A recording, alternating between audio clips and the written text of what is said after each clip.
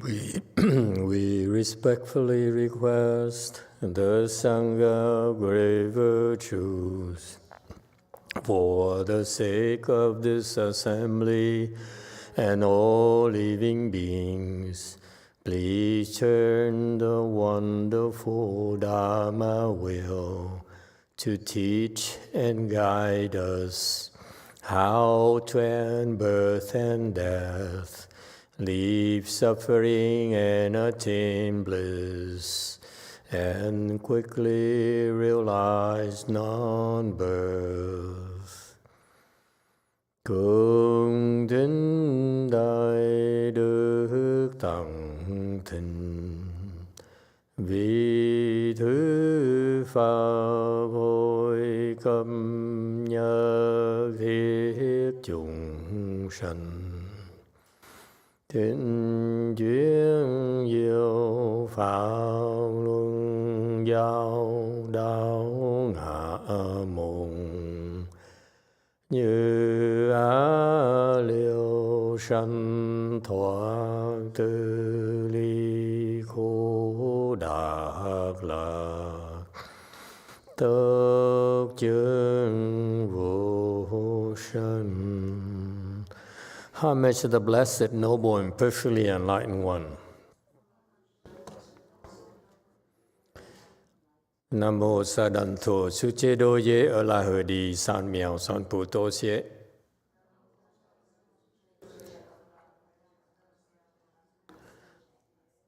Nam mô Tát Đắc Tha Tô Già Đà Già A La Hà Đế Tam Miệu Tam Bồ Đà Thoát.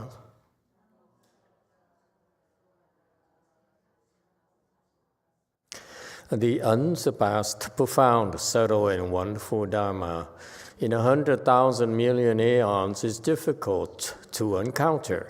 Now that I'm able to see and hear, I will receive and maintain it. I vow to fathom the thus come one's true and actual principles.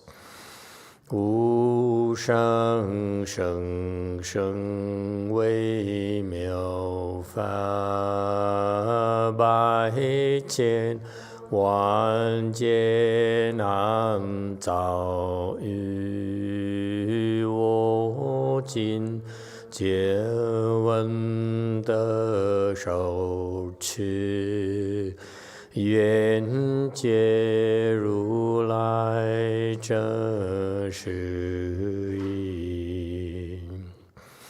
O Buddhas and Bodhisattvas, Great Master Ching Liang, Great Master YongHua, all good monks and nuns, and all good advisors of Emitofuo.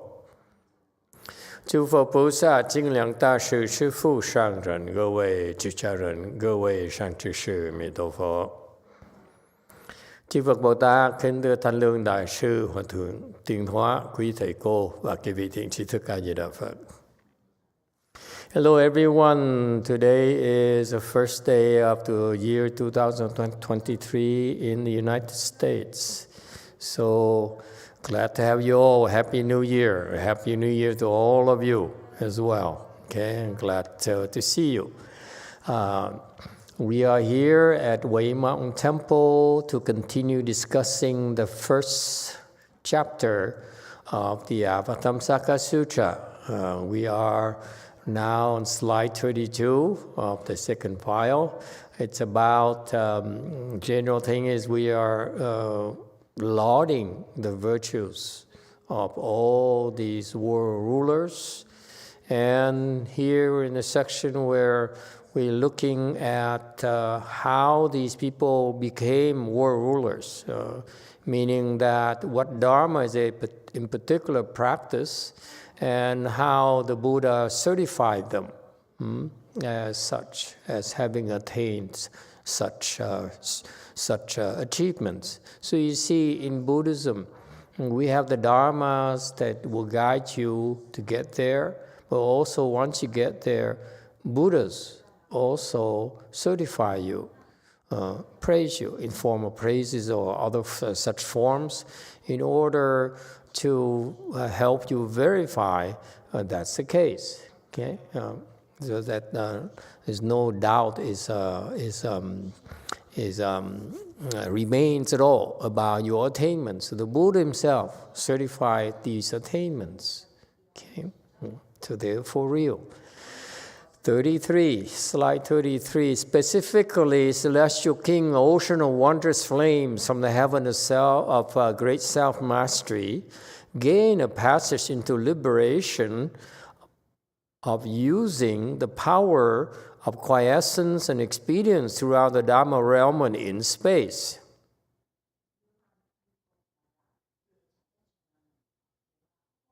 所谓妙言海大自在天王，得法界虚空界极尽方便力解脱门。 So here, this is a list of the representatives of the heavens of self-mastery. And this is basically the top of the form realm, the fourth dhyana heaven. And these are the residents there. They are the kings of all the form realms in their areas, in their domains. And a little bit higher than a Catholic God, I might add, just for your reference, quite a bit higher, actually, in the scheme of things. And so, specifically, Celestial King Ocean Wondrous Flames. Okay, so we listed. The names should be a little bit familiar for you because we went through that list already earlier. Who were in attendance.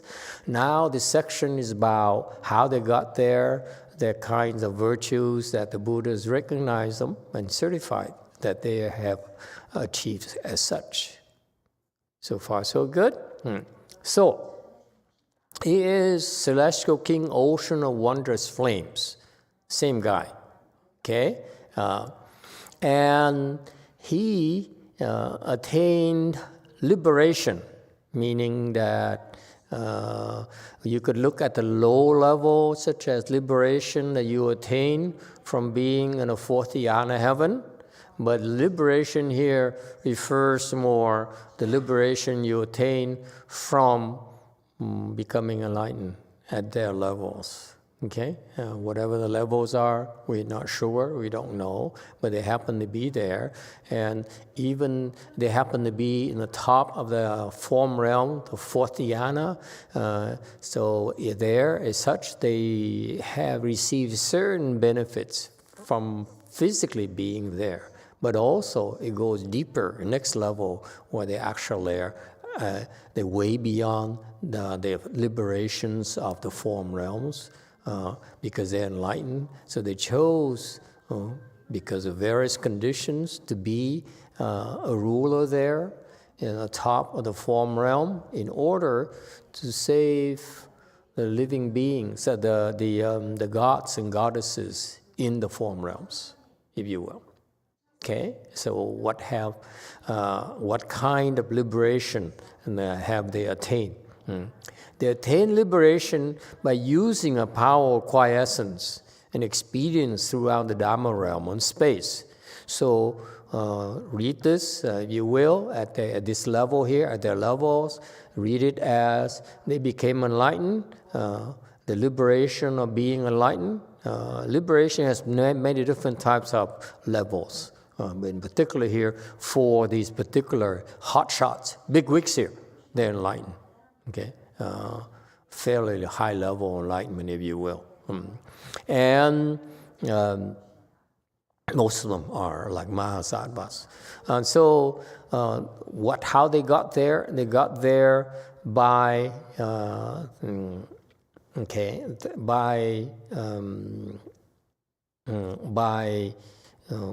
the power of quiescence and experience. Quiescence here refers to 寂静, is in here, and 方便, okay, 力. So the power of 寂静, meaning that the power of samadhi. Quiescence here refers to the practice of Chan. When you practice Chan, your mind becomes more quiescent, okay, more quiet, more calm, okay, and so that's the power of Chan and experience. Not only were they able to harness the power, the Chan power, they also have the wisdom of experience, meaning they use experience throughout the Dharma realm and space. Okay, so here's a commentary on slide 34. One vehicle is a true teaching, meaning the Buddha vehicles teaches about the true marks, whereas the three vehicles, meaning that the sound hearer's vehicle, the Pratika vehicle, and the Bodhisattva vehicles, each of those vehicles are actually teaching the expedient dharmas, the temporary dharmas to help them get there. Okay, so if you aspire to become a sound hearer, then the sound hearer vehicle specializes in helping you attain that goal. Same thing, the conditioned, enlightened to conditions ones, the Pratika Buddhas, they get there by the various methods that were used to help them practice to get there. And finally, the Bodhisattvas has the widest array of Dharma doors, something like 84,000 Dharma doors that are designed to help you get and gain entry into the Bodhisattva world. Okay, so all those experience when we teach you, even so, like the other night, recently, someone asked me, I want to recite the Buddha's name, but you insist on teaching Chan. I explained to them, Chan is also to recite the Buddha's name. That's what we've been teaching you. Okay, depends on various conditions and causes. Chan actually is very pervasive. It has all sorts of Dharma doors, all sorts of practices that you can engage in. So those are actually expedience, because we're teaching you the expedience of the Bodhisattva vehicles. So far, so good? All right, next.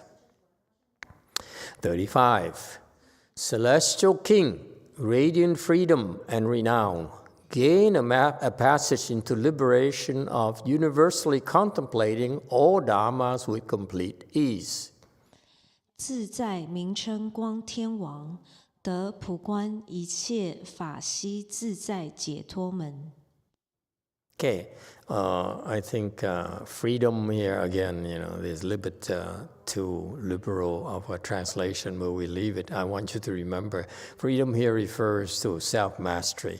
In Buddhism, there's no such a thing as freedom. Freedom is a worldly concept. I think we should take the time to fix it because we're trying to mastery or at ease, whatever, but it's not freedom. Okay, it's far from freedom.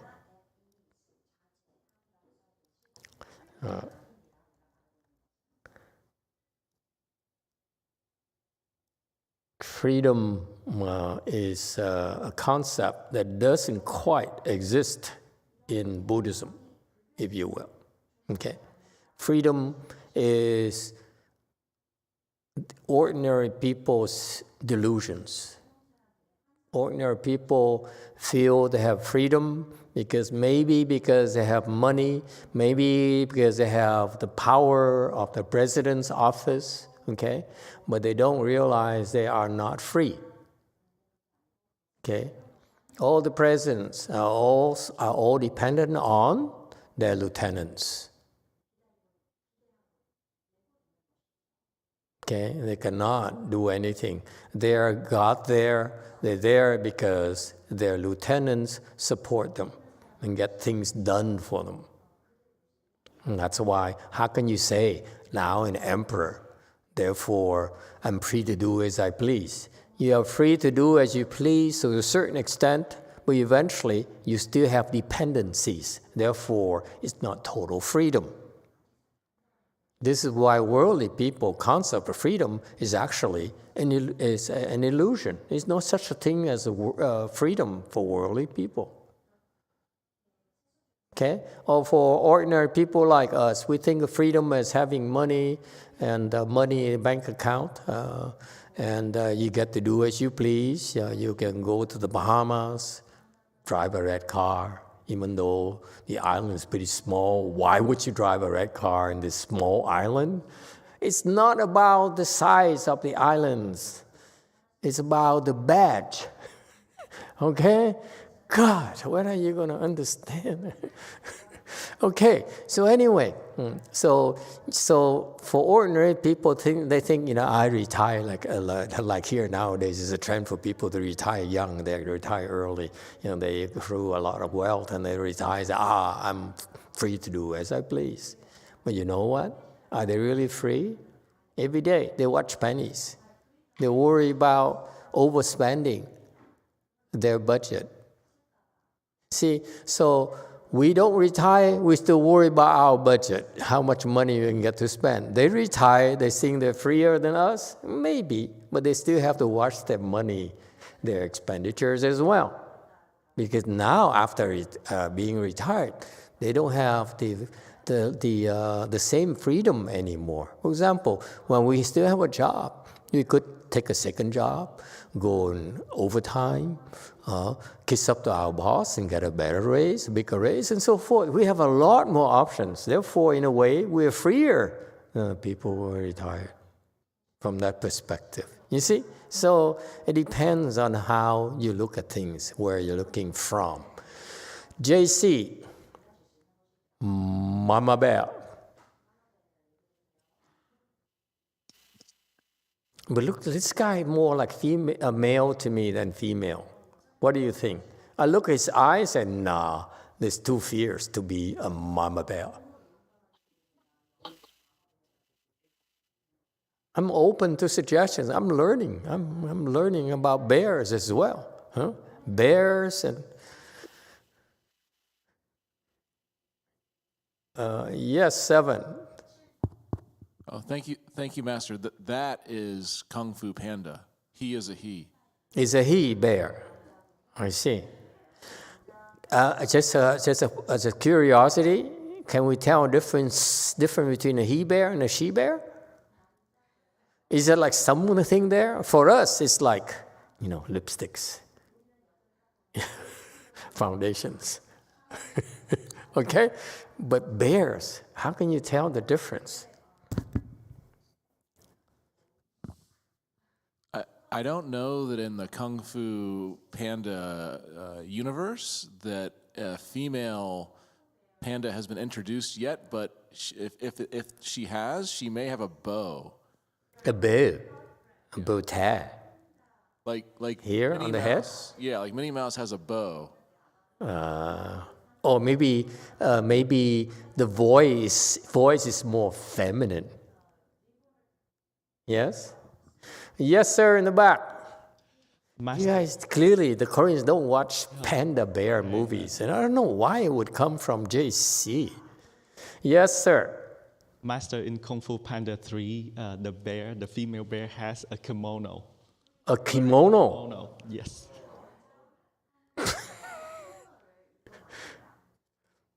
Okay. I like to think I'm open-minded, but a bear, panda bear wearing kimonos, that's a little bit excessive.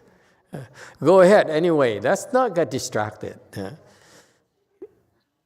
JC question. 혹시 연불할 때 아무 생각 없이 연불을 해야 할까요? 아니면 부처님을 생각하면서 연불을 해야 할까요? Okay. He says, I may look like I'm in half lotus, but actually,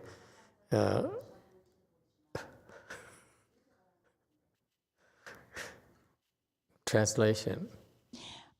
Perhaps when I do the recitation, do I need to do without any thoughts, or do I need to think about Buddha? Okay, what recitation? What does mommy get you to recite? Buddha recitation. 아미타불 연불 할 때? Amitabha, okay. When I recite Emitofuo. Okay, there are many ways to do it. Okay, you could, one way is for you to look at an image of the Buddha. Okay, your mom is very visual. Maybe she passed on the visual genes to you, so that you can contemplate an image like a statue or an image. So get mommy to draw Amitabha image, and you can contemplate it. You can carry it with you, like in a pocket. You have a wallet.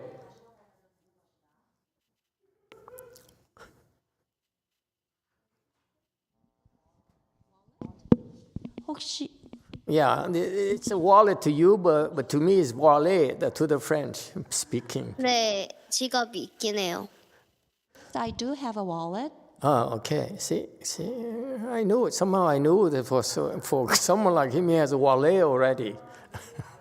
Okay, so then you can pull out the wallet and look at the picture and look at so that's one option. You look at the image of the Buddha as you recite the Buddha's name, if you wish. Does it help? Or if you don't have an image, you can simply concentrate on the sound. Okay? The sound in your mind, even. Let's see if we can go to that level. When you recite the Buddha's name silently, you pay attention, you'll be able to hear the sound in your mind.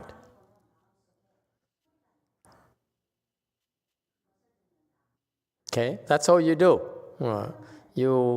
If you do that, then no thoughts will arise. The objective is to recite the Buddha's name continuously without any thoughts arising. Does it help? Okay, very good. Next. Wow. He's like that age and he's reciting the Buddha's name already. And God, I feel so ashamed of myself. The boys are so blessed nowadays. At that age, I was thinking more of playing marbles. I was very good at marbles at that age. Anyway, you play marbles? They don't do that anymore. Now they're into video games and stuff like that. And my era is marbles, And 구슬치기. not just marble, but, steel marbles. It's very heavy. Anyway.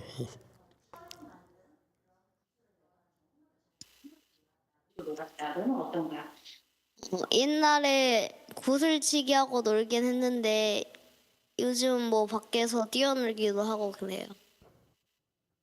네. 비디오 게임도 해요. Before, I used to play marbles, but these days I go out and play, and also I play video games.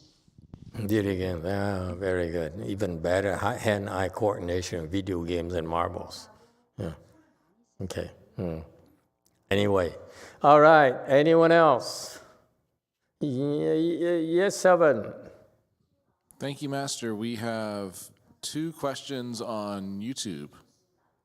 And I would like to express my gratitude for our YouTube audience joining us live. I'm sure we have north of 50 people today. But No, that's impossible. Today, I don't know about the rest of you. It is in the U.S. We are the first day of 2023. It happened to be a Sunday night. What are these people doing? Online. Come on. We have Go and play. Go get drunk or something. Live a little. We have 45 people live on English YouTube alone, which is Wow. as high as it's been. Wow, we are true cultivators. Okay. Yeah. The numbers will come in slowly. So first question from Cheng Cheng. Cheng Cheng, yeah. Oh my God, what is he doing now? I apologize if I'm not. Close enough, don't worry. Shishi. Happy New Year, Shifu. Venerables, Dharma sisters and brothers. Wish you all the best in 2023. Please let me show gratitude to Master and Venerables and what you have been doing for us. Master, yesterday you mentioned about Vijnana's substances and marks. Could you elaborate more on this? Thank you. Okay, certainly. In the 5 schools that of Mahayana Buddhism that the Chinese have, that the Master Hsuan Hua transmitted to our country, he brought the whole of Mahayana to our country. So that's why he was known as a Tripitaka master. Master Hsuan Hua is a Tripitaka master, and not just a simply Tripitaka master, but he's a very high-level Tripitaka master as well. And you look at his story, his life, he never really had a lot of education, have a lot of training. Basically, most of his training is on his own and under the guidance of the 6 patriarchs and the Buddhas and Mahasattvas and so forth. He never really had to go to the temple and stay for very long under the great training program they have there. He started with smaller temple, and basically because of his spiritual powers, they made him go around and help the Chinese villagers, and that's how they got their support. Okay, in the small villages, it's clear. What have you done in order for them to come and bring them their chickens and their vegetables and so forth? Okay, you earn your way, you earn your support. You don't take anything for granted. Okay, you have to earn your place in the village. So that's why Master Hsuan Hua used to go, it's my guess, he used to go around and save a lot of people, heal a lot of people. And so he didn't really have that much training himself, formal training himself. And yet, later, he's known to be a Tripitaka master, meaning he understands all of Buddhism, the Buddhist canon. And what are the Chinese Buddhist canon is broken into 5 schools. The Chan school, you all know, Pure Land school, the Secret school, which is a more or less unofficially revived by Master Hsuan Hua because he's a specialist in Pure Land, in Secret school practices. He specializes in tantras, in mantras. That's why his understanding of mantras is much better than any of us. Okay. So anyway, so the 3 schools. And the 4th school is teaching. Teaching school meaning that you lecture sutra, you lecture on shastras and so forth. Okay. That's his specialty as well. Very, very strong, very deep knowledge. Not only of Buddhism, but also of non-Buddhist subjects, including Taoism, including Confucianism, and so forth. He's very, very erudite. He understands I Ching, understands it. He's just an extraordinary man. Okay, if you talk about the concept of a Renaissance man, he's a Renaissance monk. He's nothing he doesn't know, in my mind. I'm so impressed by that. Okay, and finally, there's a 5th school called Vinaya, and he understands Vinaya as well, even though he never went to Vinaya school, Vinaya place to learn about Vinaya. Okay, so how did it happen? It happened because he attained the Vinaya substance through his spiritual practices. If you practice, you become enlightened. Then at that moment you attain the substance of the precepts. And that's what makes him very special, because in our Dharma ending age, where no one really takes the time to learn Vinaya anymore, because except for a few places in the world, like Taiwan is a well-known place where they really support the Vinaya studies and so forth. But everywhere else in the world, there's no such a place anymore. Basically, monks and nuns read the text by themselves. They really don't know what they're reading, practically. And so what happened is, even though Master Hsuan never learned the marks of the Vinaya, meaning marks Vinaya, meaning that the things that the Vinaya that described in the scriptures, Su Fen Lu, that is in the for Mahayana, we have a text, a text source called the Vinaya in 4 parts, which contains the Vinaya of the totality, like a very comprehensive list of the Vinaya teaching from Shakyamuni Buddha. And so, even though he never learned about the Vinaya, the Vinaya in 4 parts, but if, just like the 6th patriarch, because he attained the substance already, whenever someone would ask him a question about Vinaya, he said, oh, that's what it means. He may not know the marks, the actual description, but when he hears of it, he says, that's the substance behind it.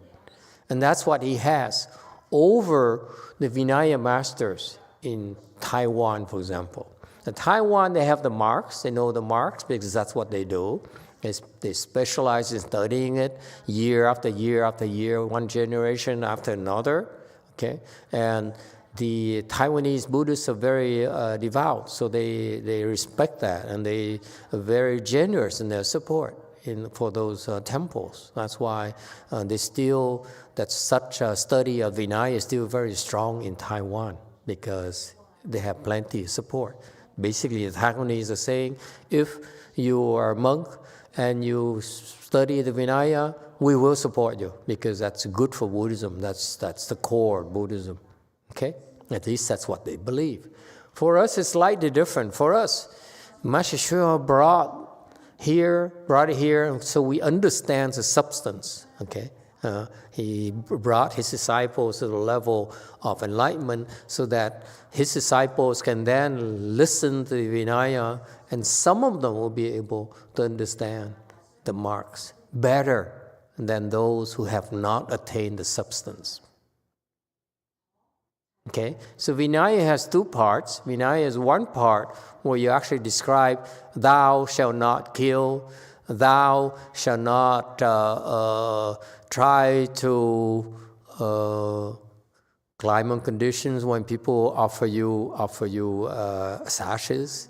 And let's say you have 10 people trying to offer you sashes, like especially this time of the year, on the New Year's days. And this is not, I'm not dropping any hints, by the way.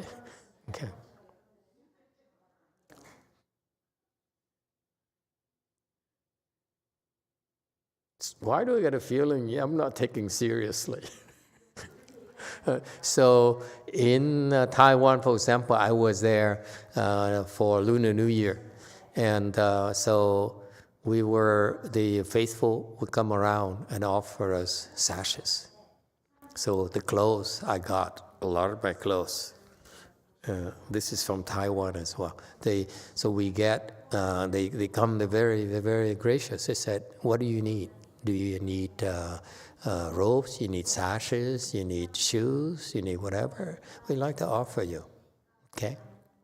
So this is when we, so what happened is that the monks and nuns have a lot of people offering them, 2 or 3 people offering them. So the Vinaya says, we have such an opportunity, you cannot combine them into a better sash. This is what monks tend to do. They said, why don't you combine the 3 of you and that one? All 5 of you pull your money together and buy me a better robe. And that's not allowed in a Vinaya. That's called Vinaya marks. The Buddha specifically describes what is not allowed or what is allowed. That's called marks. Okay? So that's what happens.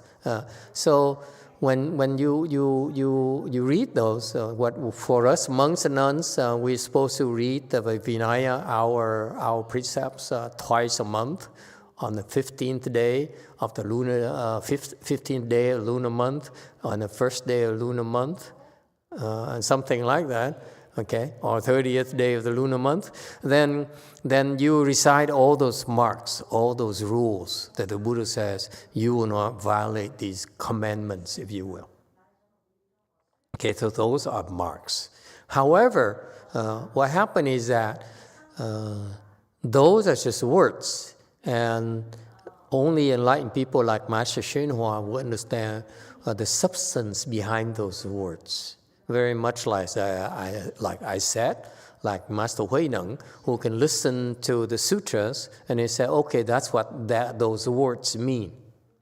So that's why the difference between the marks, which the Taiwanese temple people have, but they don't have the substance. Whereas we have the substance, but we don't have the marks. So that's why I'm saying in the future, we should have combined them, okay? I prefer to go the other Master YongHua's way, get the substance first, and acquire the marks later.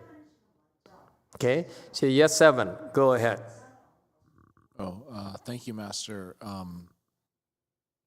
So apologies, Venerable XJ, did you have a point of clarification to this question, or should I go with the next YouTube question?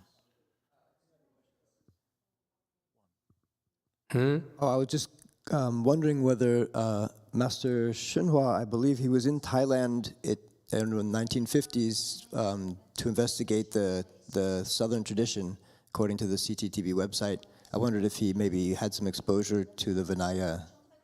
The Thai people don't study Vinaya. The Thai people, they basically, I'm not aware of, there might be, I'm not aware of a Thai tradition where they actually study the Vinaya. Because you can become an arhat without knowing that much about the Vinaya. Master YongHua's knowledge basically came after he became enlightened, and then he decided to look into the Vinaya after, not before. That's my guess. You don't need to look at Vinaya before. And that's why he taught us. Master YongHua brought us this expedient where you follow this narrow path, as I put it, and you guys don't understand. This path here, you at the temple, okay? At our temple, for example, you're not supposed to steal. And I noticed that the people lying, leaving the cell phones around. I said, oh, yeah, I know it's safe here, but if someone new walks in, it's too much temptation for them. And like Korea, where people, they leave their iPhones and Samsung everywhere. I find I shudder. I say, oh my God, such nice phones. Too much temptation. Okay. So anyway, so that's what happened in this environment. No one. I notice most of the people who are still around. They virtually all of them, in my mind, they are not into stealing. They're not easily tempted because they said, there's more invaluable things here. That just a phone or a piece of gold or whatever. So they finally understood there's something much more valuable, meaning the Dharma, cultivation. Okay, respect from others, You know, we highly appreciate and earn the respect from others. The young people, the young people don't understand it yet. Like Xian Kong is too young to understand that he said, I'm special. Master calls me baby. It's also an insult. Let me tell her right now. I call someone baby because I'm insulting that person as well. And making fun of that person. Because baby don't know diddly squat. Is that what's the expression here in the U.S.? They're stupid. They don't know anything. Okay? And that's why we call them babies. So tolerate them. He's just a baby. Let him cry. He's a baby. Let him make noises. Baby is gonna let him do stupid things because they're babies, right? So if I keep on calling you babies, you're so stupid. You haven't rise above the stupidity yet. But Shin Kong said, "Oh, Master thinks I'm a baby." Yeah. Okay. Babies. One of the first thing you learn to stop being a baby is earning others people's respect, not just tolerating you. You're a baby because we tolerate you. When you stop being a baby, when you earn our respect. You have to respect others. In our world, little baby, there's something called hierarchy. When you must be respectful and appreciative of your seniors. If you don't, we will not teach you. We call you babies because it's fun. Okay, it's fun to have a baby around. Unless you're respectful, you will not be taught.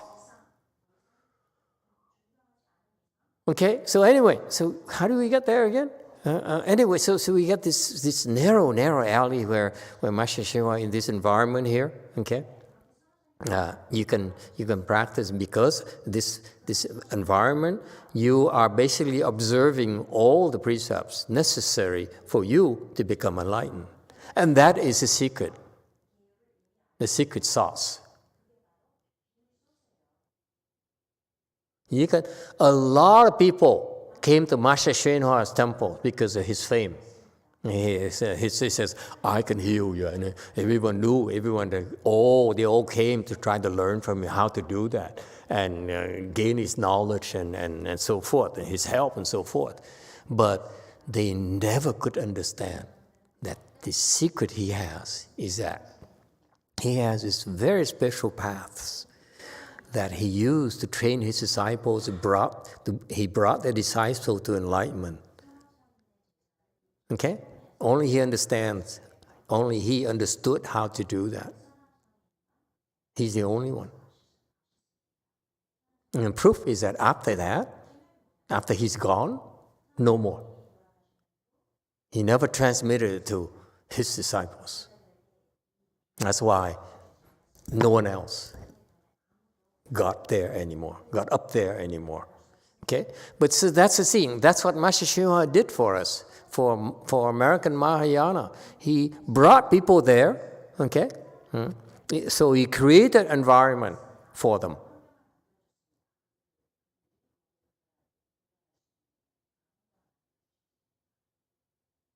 And because of that, they have the substance. And he didn't teach them that if you want to repay his kindness, they're supposed to go and learn the marks themselves. Instead of, I'm going to do what all that I've been taught to do. No, you're supposed to expand it. You're supposed to broaden and add your contribution from where you stand. Very much like, especially if you look at the PhD people in the world, we have a PhD because they're expected to contribute to the field. I love that concept. We give you a PhD, we certify you to have a PhD, and you know what? Go out and contribute to the field. Write papers, publish papers, add more theorems, advance the knowledge of the field. That's what's expected of you when we give you a PhD. Same thing. When I certify you to be enlightened, I expect you to do the same. Add to the field, add to your level. Don't simply rest on the laurels and say, Master will do everything for me like a baby. How childish.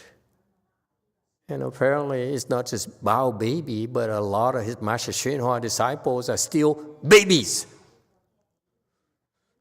7, I'm calm, I'm not angry. Thank you, Master. Next YouTube question. And I do want to clarify, across English, Korea, Chinese, and Vietnamese, we have nearly, if not more than 60 people watching live. On the first day of 2023, that's unreal. The bar has been set. Okay, a question from Cordelia Lee. Master, I hear the sound in my mind when I recite, but when I lost my voice for 3 weeks, I couldn't hear the sound in my mind. Is there a reason for that? Yeah, because you lost your concentration. Okay, what happened is that when for your particular situation, you lost your voice, and it bothered you. So when you recited, it still bothered you. That's why you couldn't hear it anymore. You say, I lost my voice, now I can't talk. It bothers you. That's why you can't hear yourself anymore. Next. Thank you, Master. You see, you guys should take the opportunity to ask questions, because after I go to the Bahamas, I ain't checking in anymore, okay? I'm not going to get online to answer your questions anymore. When I retire, I will be total retirement.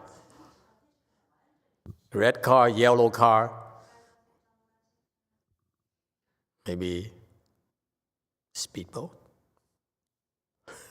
I, especially for our YouTube audience, would like to reiterate Master's statement. Please do ask questions. We really like your participation prior to Master's Bahamayana retirement. Workshopping. Right, Okay. Don't ever assume I'll be around forever. I'm wishy-washy. I say, tomorrow I might quit. I say, enough of this. We have enough to retire. You remember? We have a very nice comment from Leo on YouTube. Leo says, I'd like to express my sincere gratitude to everyone who made this broadcasting Master's lectures and online ceremonies available for us abroad. I have benefited really a lot from this, so thank you. Happy New Year. Thank you for joining in and asking questions and maintaining your interest. It's for people like you that we are doing this. This is you motivate us to do this, and what the Asians are, they fail in their study of the Dharma is that they don't dare ask questions, which is unfortunate. The more questions you ask, the clearer Dharma will be for everyone at all levels. Yes, continue.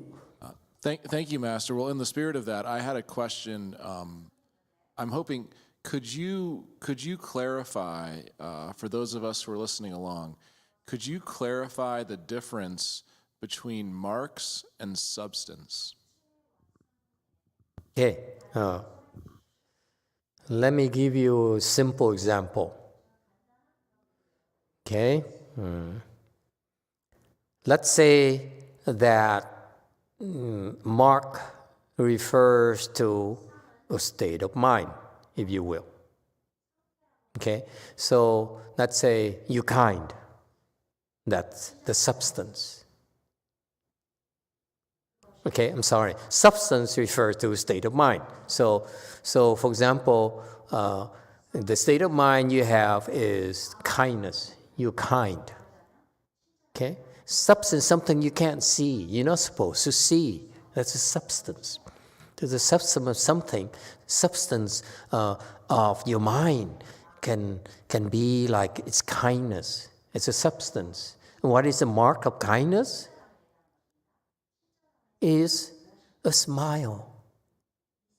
It shows the smile originated from the kindness in your heart. Or the fact you extend your arm and pass on a bowl of soup to a person who's hungry, person who's thirsty, out of kindness. So the mark is that the gesture is the mark, the action is the mark, but the origin, the driving force behind the action is the mind. Okay? It's the kindness that manifests itself into such actions, various marks. Okay? Or when it's cold out there, okay, and the man will take out his coat and put it on the shoulders of his date. That's kindness. Don't you like it? Because it's from there. So the act, whatever you can see, is called mark. So similarly, the precept, substance, is something you can't see, but you can see it. Well, if your substance is not to lie, okay? Your substance, that substance not to lie is that it manifests itself as, even though you will be misunderstood, even though you'll be punished, even though you suffer losses, you still don't lie. Till someone says, did you do that? Okay, and he's very fierce. Did you do that? And he said, oh, yes, I did. Okay, because you're not supposed to lie. More ordinary people, no, not me. And this is no substance of the lying precept. Whereas the people who have the substance of the lying precepts, they calmly can handle it. And they're willing. The mark is that they don't lie and they behave differently. Am I making sense to you? Does it help? So the substance is that the driving force behind it. Okay, the driving force behind the precepts is that I will not lie. So even if I'm in a position where the king will say, "Did you or didn't you?" and you say, "I'm afraid I did," and bang, you lose your head. So the mark of the non-lying precepts is that you don't lie. Okay? Yes. Thank you, Master. That is extremely helpful. And yesterday, thank you. Yesterday at the New Year's party, I was confronting some of my social. What New Year's party? Did you? Oh, maybe I misspoke. Okay, why didn't you tell me sooner? I used to experience a lot of social anxiety, and one of the fruitions would be I would get sweaty when I felt really anxious. The mark, not fruition. Ah. The fruition is something desirable. It's a prize. Sweating. Undesirable. Yeah. So it was the mark. Thank you. Yes. It's a mark. So the mark. Sweating is a mark of nervousness. Yes. And So the substance is nervousness. Okay? In your mind is nervousness, but outside it manifests as sweatiness or fidgeting.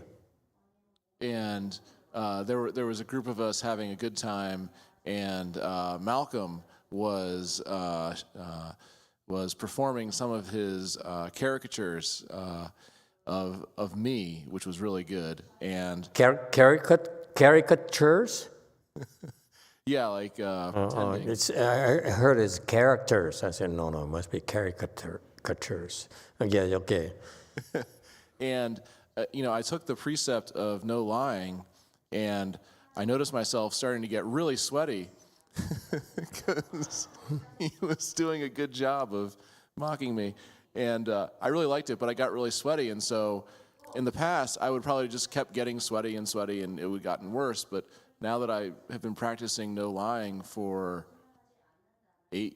7 years, in the moment I was able to say, wow, I'm getting really hot. Because I just expressed the truth, and I stopped sweating almost immediately. It was amazing. I've never experienced that. Excellent. And I'm glad you brought it up. How ridiculous you were. Pitiful. Oh my God. And at a party, and you're supposed to not get so sweaty. But that's the genius of the Buddhist teaching. That is, if you are afraid to be punished for lying,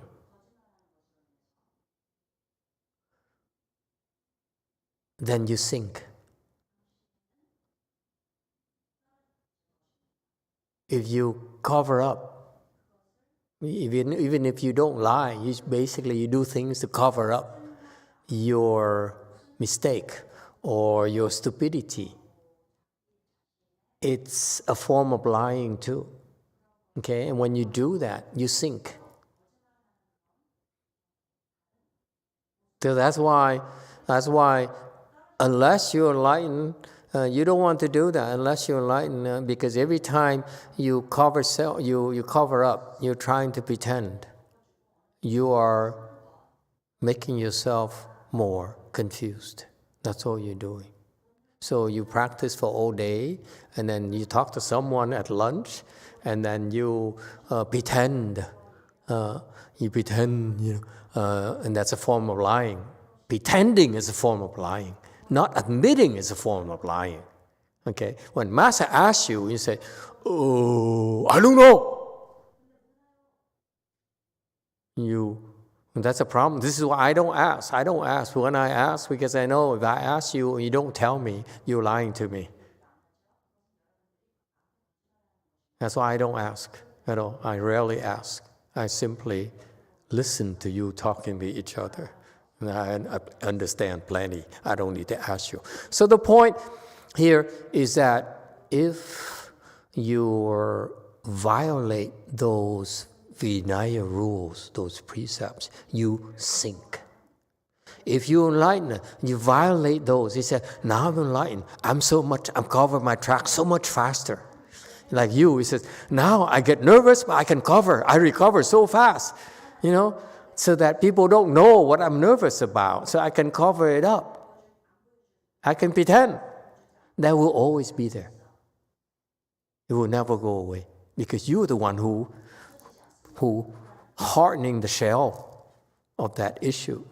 You see that? Whereas every time we get a beating because we violate the precept, we did something wrong, your cocoon gets thinner and thinner, and that's when all the walls begin to be broken down, and your ego has no place to hide. As long as you have a wall, you have the cocoons, you have the 4 walls you can hide behind, that's why your ego is most comfortable. That's why you ask questions and look at you and say, This is where your problem is. It's not comfortable. Okay? So that's a problem. If you cover up,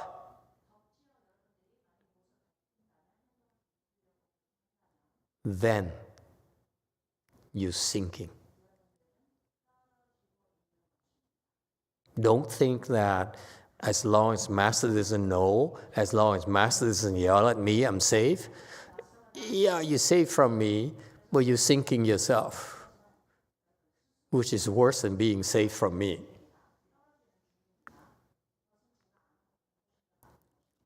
I'll shoot you at you, but you float. You don't allow me to shoot at you, you sink. That's all. That's your choice. You can pretend all you want. You're only hurting yourself.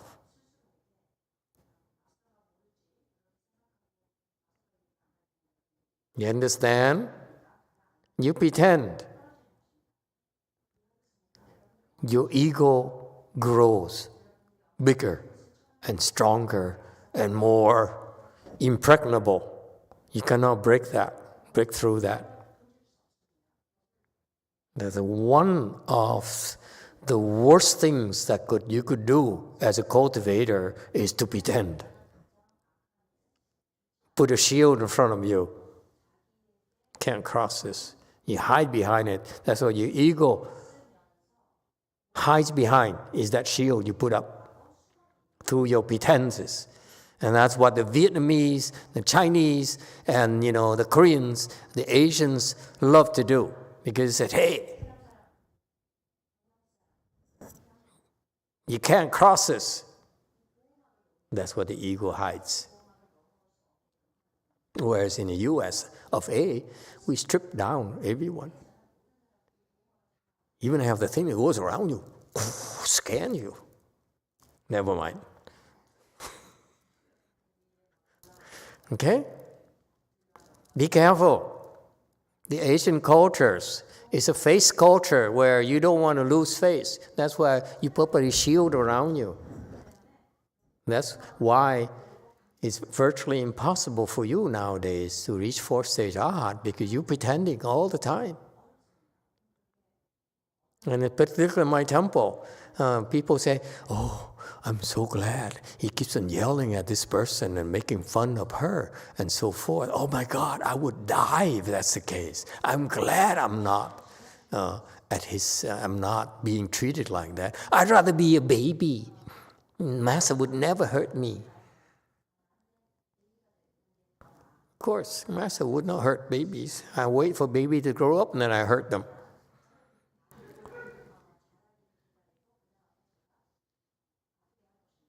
Okay, so this is what happens to the Asian. Oh, I'm so, for 10 years, Master hasn't yelled at me yet. Maybe once or twice. Yeah. So, because I don't want you to lose face, because that's what you want. You want not to lose face. I'm going to touch you. What do you think? If I touch you, you run away from the temple. You can't take it.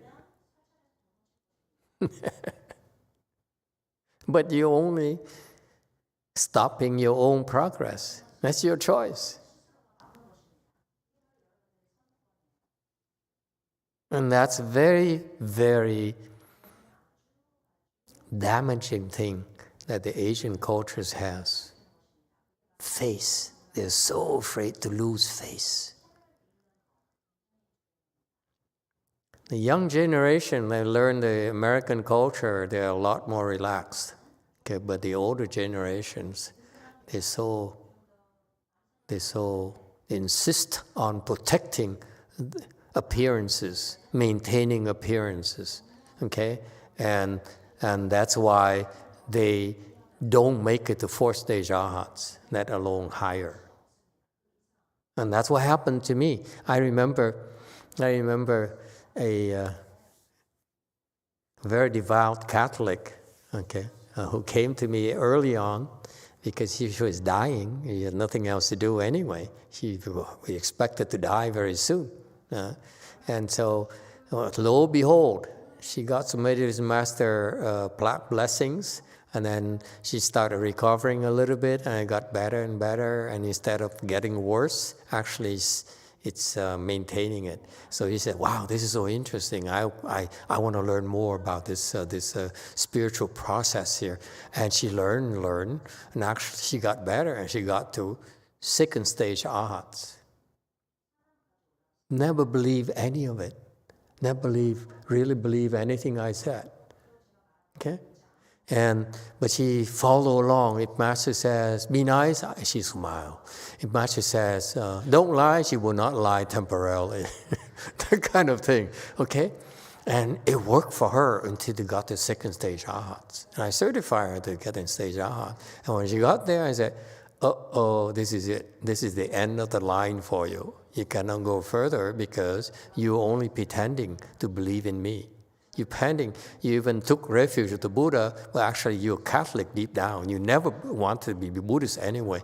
She only became a Buddhist in order for me to teach her. And I taught her, you don't even have to be Buddhist. I'll teach you anyway. So what do I care? Huh? You want to learn, I'll teach you. But she became Buddhist, and she said, "Wow, she opened the doors to so many things for me so quickly." And when she got to second stage arhat, I said, this is it, because you cannot lie, pretend anymore. And sure enough, she bailed out within a week or two. It's you who stop yourself, not me. If I have a choice, I'd rather you continue to improve, to get better. But you stop yourself because you keep on pretending.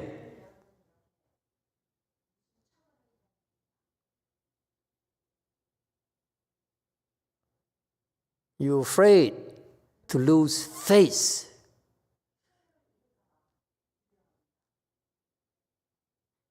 So early on, she's the one early on who got the second stage arhat and so forth. And I said, wow, I chuckled, I said, wow, even a Catholic can get the second stage arhat.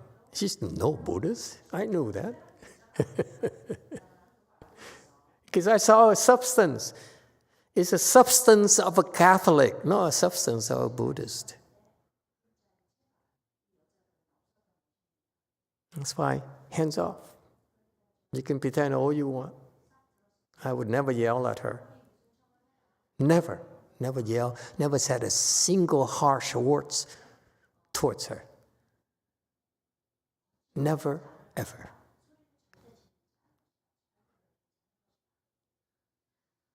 Mama Bear. And I recognize Mama Bear now. Thank you. It's so educational for me. Yes. It's cute. So you see, there's a difference. I feel that Mama Bear has nice looking eyebrows. I love the ribbon. The bow and the ribbon. Don't care for the kimono, but go ahead, JC. 네, 장광호님 질문입니다. 계율의 체와 상에 대해서 법문 중이시라 질문드립니다. 계율의 상의 준수, 어떤 특정 계율을 어기고 싶을지라도 부단한 특정 계율 준수의 노력을 통해서 해당 특정 계율의 체가 강화되어진다고 보면 될까요?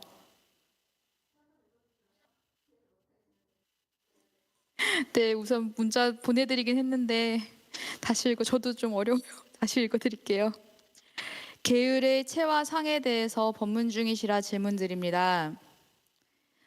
계율의 상을 지킨다는 것, 그러니까 어떤 특정 계율을 어기고 싶을지라도 부단한 특정 계율을 지키고자 하는 노력을 통해서 해당 특정 계율의 체가 강화되어진다고 보면 될까요?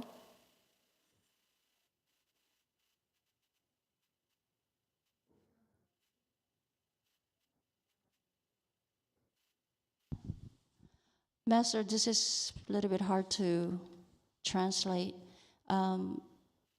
This question is about related to substance and marks. So in order to keep marks, even if I wanted to break certain precepts, continuously keeping that precept, trying and putting efforts, does that mean the substance will get stronger? Can I look at in this way? No, it doesn't work like that. Just don't lie. Don't pretend. Like Xian Fa, when she first came to our temple, Xian Fa is a survivor. All the places she's been to, she survived by pleasing her bosses. Oh, Master, I'm sorry for interrupting. This is question from YongHua. It doesn't matter. I'm just using an example. YongHua is going off the wrong direction. That's why don't go there. But I'm giving an example of Xian Fa. Xian Fa survived at the various temples she's been to, whether it's a Buddhist temple or non-Buddhist temple, is because she recognized that she needs to kowtow to people of power. And when you kowtow people of power, they will like you and will trust you. Okay? And so she did that as well. She did that at our temple. And the funny thing is that at our temple, when you do that, we understand right away and we don't like it. Whereas the other places, the other temples, they don't mind, they love it. They say, oh, so you're afraid of me, you kowtow to me. This is great, I feel so good about it.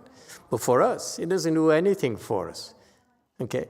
And I look at her and say, oh wow, no one is really impressed. That impressed. Okay? So one day I said, we can stop kissing up to people because it doesn't work. We don't have to. And it's because if I didn't say anything, then I'm basically encouraging her to do what? Breaking the lying precept by pretending. You break a lying precepts, you will not become enlightened. Master YongHua says so. 6th principle, he says, is it the case I don't lie? That's what people nowadays do. They lie for various reasons. For Xian Fa, lie in order to survive, so that people would trust her and then take her into their wings. Okay, the only kinds of people who are willing to do that are the kind of people they do not want to learn from. Okay. So that's why you're digging your own grave. If you put on facades, you pretend.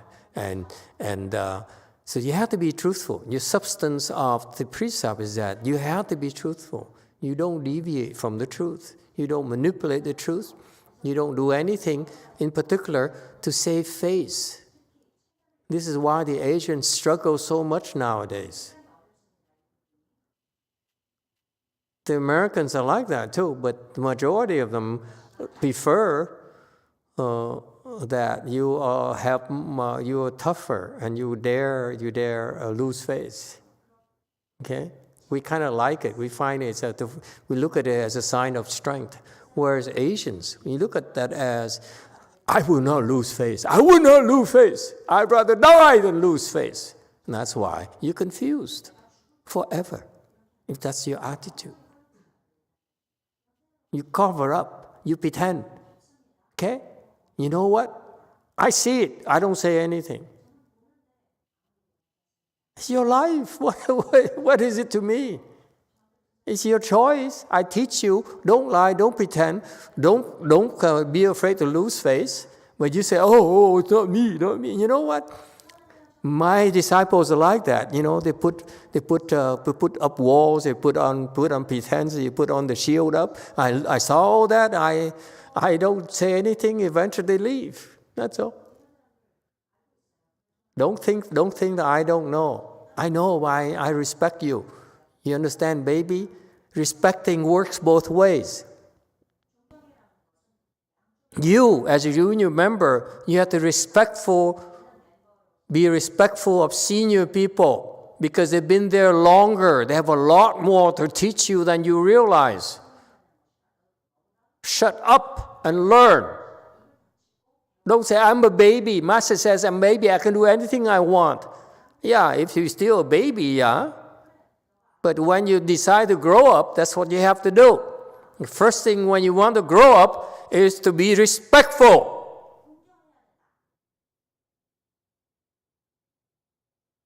You're not that important. You're not that special, trust me. Look around you. People far better than you. Lay people, left home people. You are nothing. That's why you are a baby. So open your eyes, open your ears, and learn. No one dare say that to you in Korea because they all say, oh, it's such a cute baby. We'll tolerate her because, if not, she'll run away. In America, we have plenty of babes.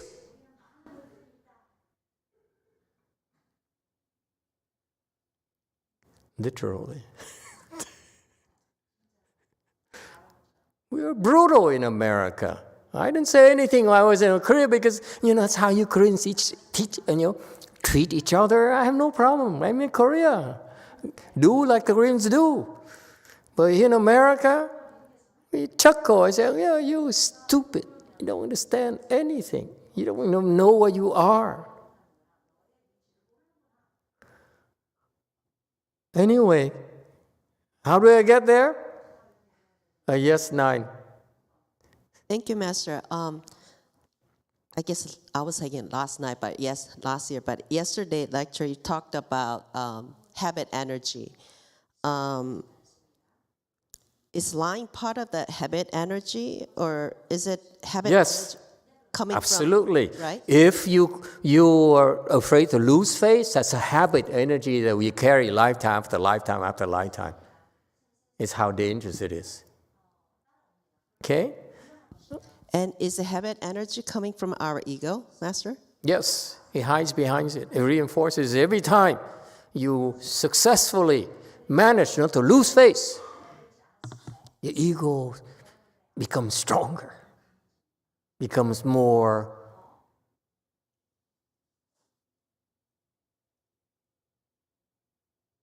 untouchable. This is why I back off immediately. If I didn't back off, I push. Your ego becomes stronger, you see? That's why I back off. I don't touch you because I don't want your ego to become stronger because of me. Because I push you. You say, oh, no, you cannot make me lose face. Oh, no, Master, I'm not like that. You misunderstand me. I'm making your ego become stronger. That's why I back off. Not because I'm afraid of you. I can't care less. It's your life. I'm about to retire, man. Okay. So many questions. We don't have to do this, We can be pleasant. It's New Year's Day.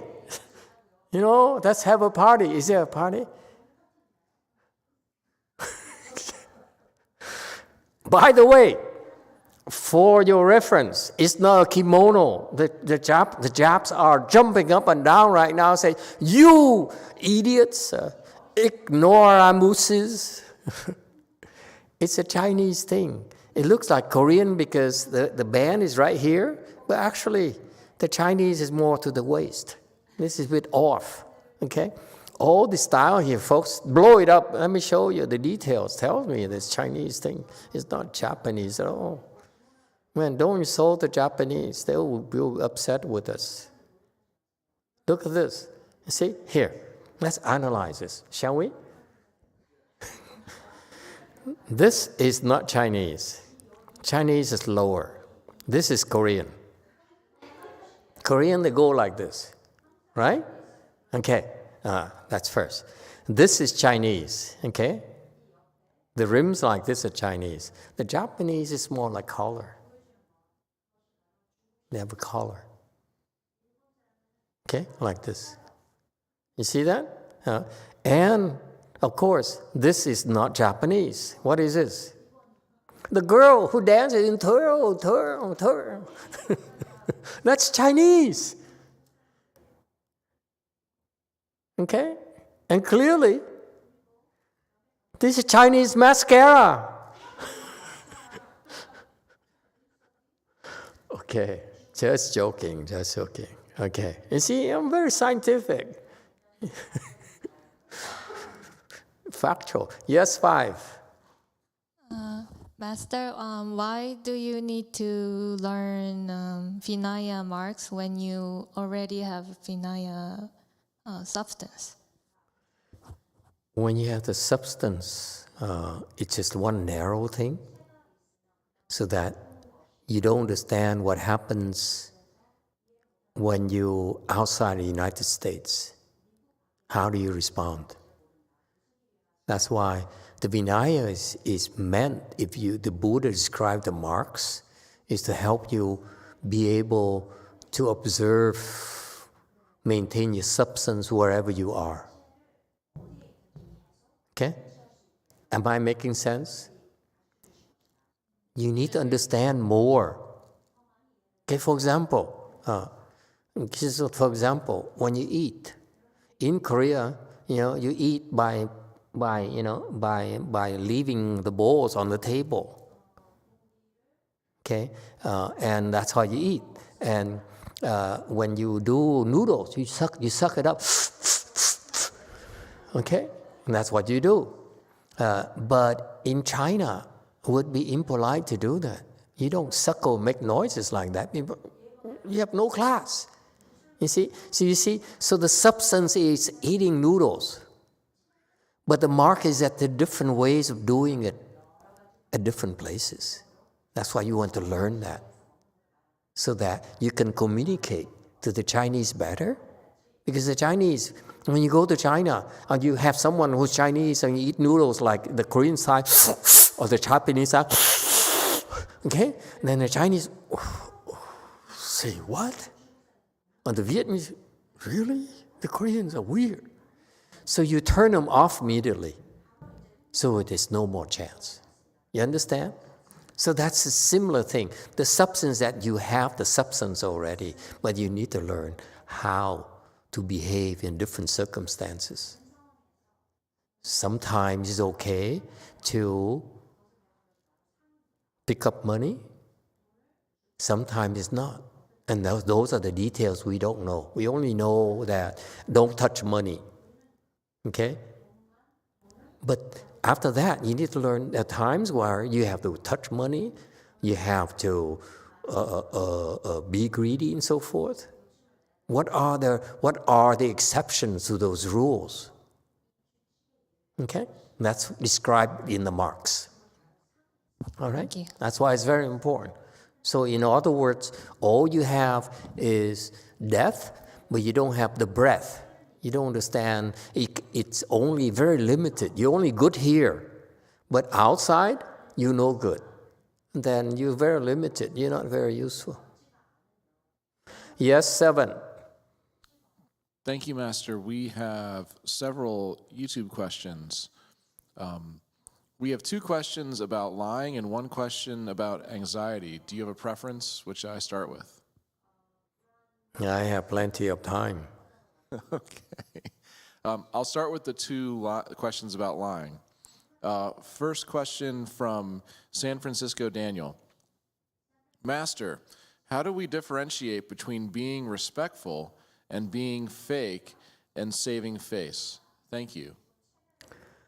Being respectful comes from your mind. You respect people intrinsically. You respect people, whether it's a boy Whether it's a baby, whether it's an elderly, we should respect them. Because it's easy for us, Buddhists, because we know they all possess a Buddha nature. So it's very easy for us to be respectful, because we simply look at, oh, I respect your Buddha nature. I respect your Buddha nature. I respect your Buddha nature in the demons themselves. You see that? That's why you can be respectful towards everyone pretty easily.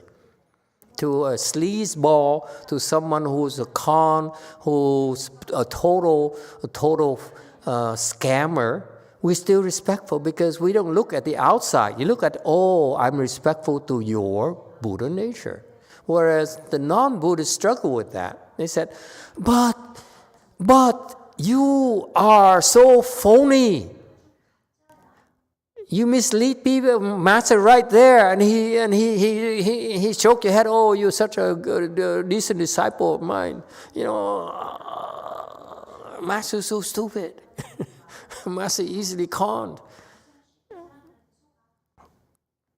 But sometimes I stroke people's head because I don't want to reinforce the ego. Make it become stronger. Let the ego know that I know. Okay, so that's why come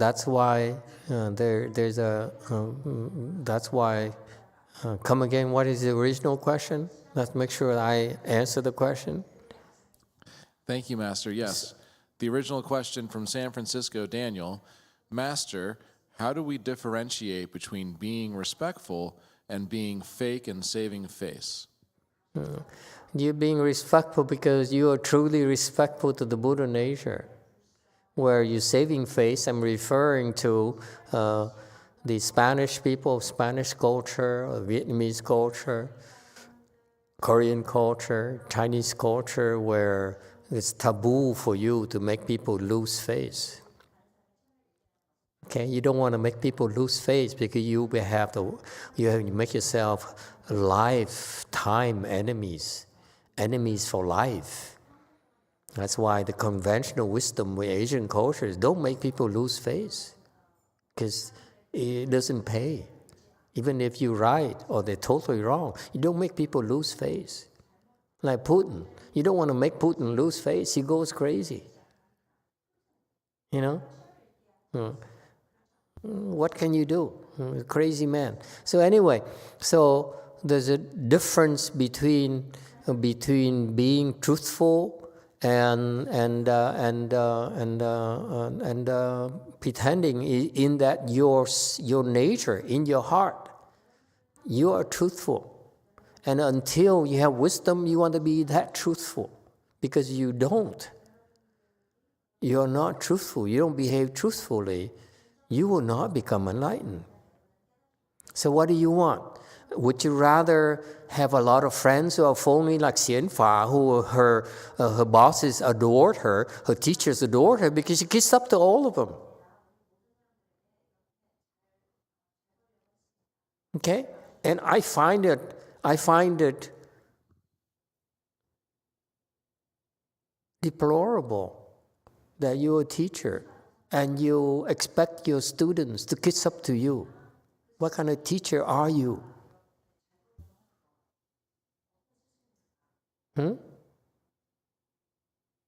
Especially for us Buddhist people, you know. I'm not talking about the other other disciplines where they have to maintain face and so forth.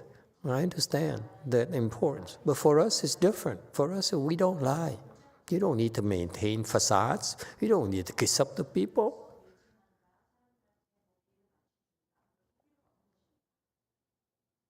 Okay? So it comes from your heart.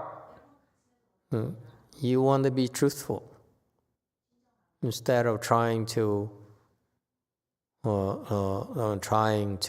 save faces.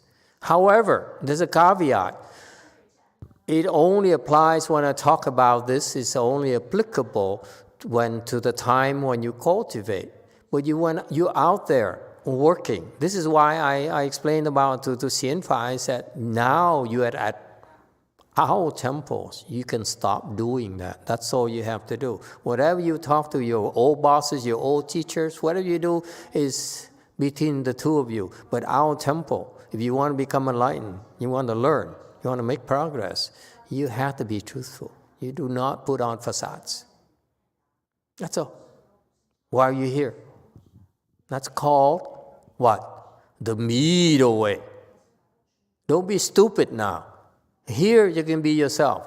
But out there, you be yourself, they kill you. Putin will kill you. Donald Trump will pursue you to the end of earth if you expose him. Yes, 7. Thank you, Master.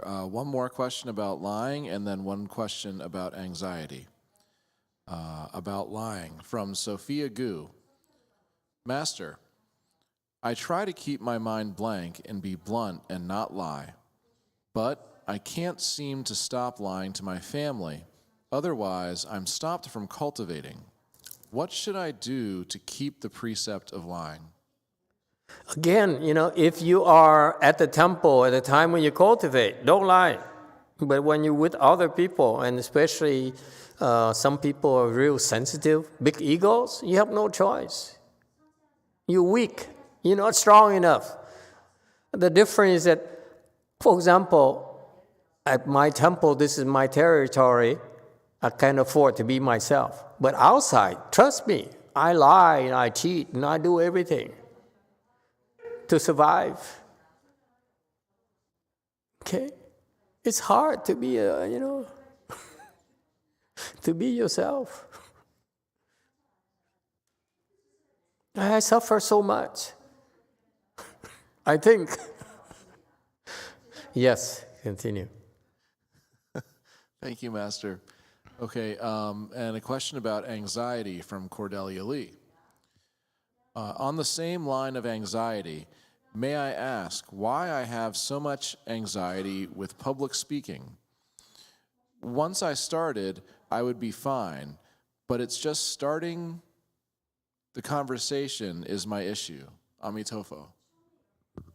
Yeah, it's a natural thing. As you continue to improve, they'll become less and less of a problem. It's a natural thing. Don't worry about it. You're aware of the problem, and then you see eventually, because you're aware of the problem, you naturally will be able to rise above it pretty easily, eventually. There's nothing to worry about. It's a natural evolution.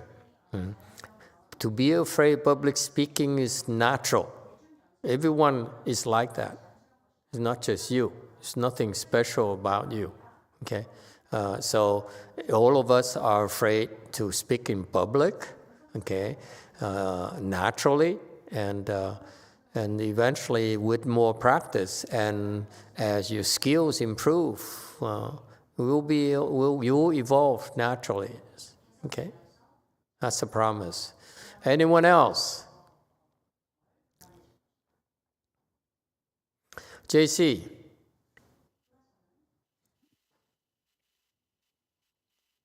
네, 안녕하세요. 제가 며칠 전에 주지스님께 거짓말로 참회를 했는데요. 참회를 하다가 절을 하면서 거짓말이 왜 나쁜 건지 궁금해졌습니다. 남을 해치는, 사기를 치는 그런 실질적으로 남에게 피해를 주는 거짓말은 정말 나쁜데, 내가 남에게 잘 보이기 위해서 그리고 나를 과장하고 밝히고 싶지 않은 것을 숨기고 하는 것은 내 아상을 키울 수는 있는데 다른 사람에게 그게 직접적으로 피해가 되지 않을 때도 그게 왜 큰 죄가 되는지 그게 절을 하다가 많이 궁금해졌고요. 이거를 알면 저에게 많은 도움이 될 것 같습니다. Master, a few days ago, I was repenting about lying to Master Z. And while I was bowing, this question arose. What was why is it bad to lie?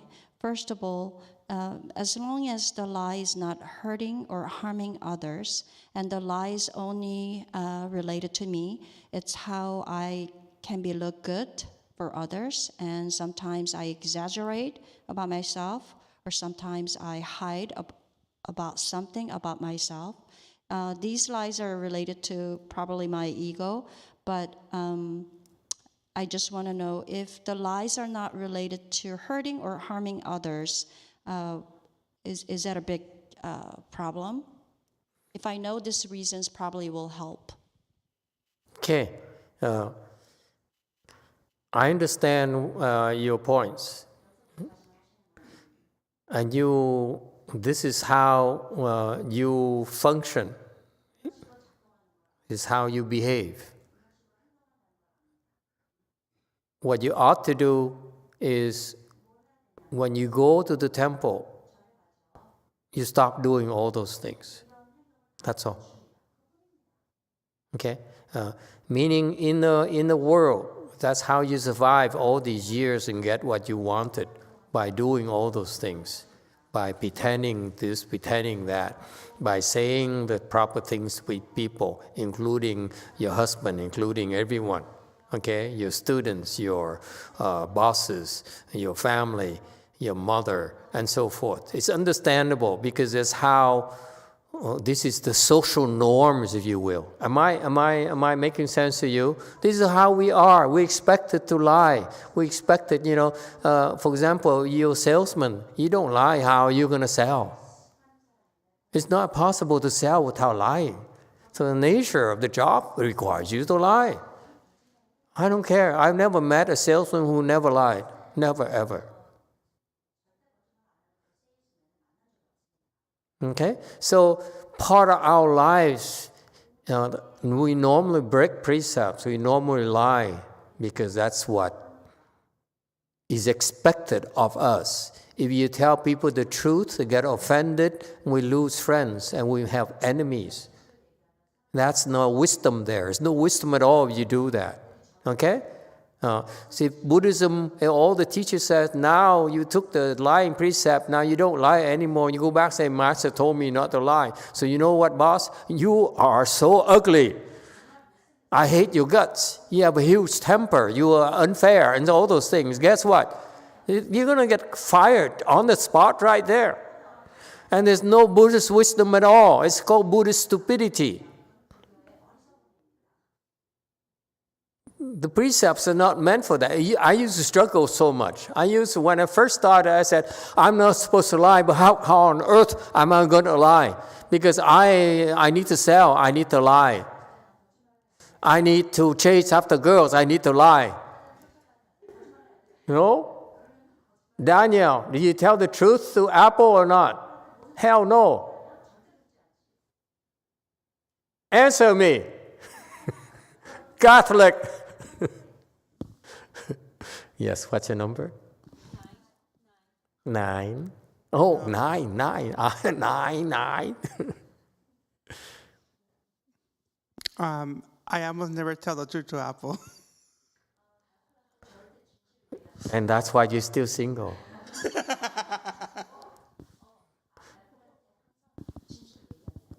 You understand my point? My point is, yes, I understand, Rushu, that you're supposed to, that's how you function, that's how you got this far, and that's what I expected of you. That's okay. But if you want to make progress, if you want to cultivate, if you want to get better, you have to stop lying when you're at the temple.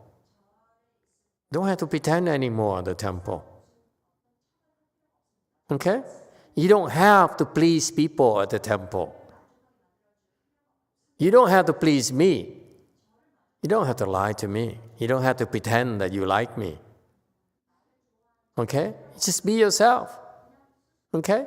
And that's why, when I first started, I tolerated people fighting left and right. Like, clawing at the girls. I hate you, I hate you, I hate you. I say, oh, I love it, I love it, I love it. Because it's okay. When you don't lie, you're going to offend people. Okay? It's going to happen. So that's what happened. That's why at the temple, I expect temples to be chaotic. I expect people at the temple to fight each other and hate each other, and have and hate each other for life. It's normal. That happens when you don't lie. You don't have to put on facades. You're going to offend a lot of people. That's how it is. That's a price we have to pay at the temple. We don't need to be harmonious. I hate it when somebody says, I love you, my brother for life. I say, you love your brothers? You love your sisters? You hate the guts. All of them. Anyway, you see, so all you have to do at the temple is temporarily suspend lying. Stop pretending. That's all. And you know what? People will be offended by that, and so you don't talk to that person, talk to someone else. And then someone else, and you find someone say, oh wow, I like you, you don't lie to me. Those are the people with wisdom you want to be friends. The one who insists you pretend, you put on a facade, and you lie to them. You don't want them to be, you don't want to draw close to them. Do me, you agree?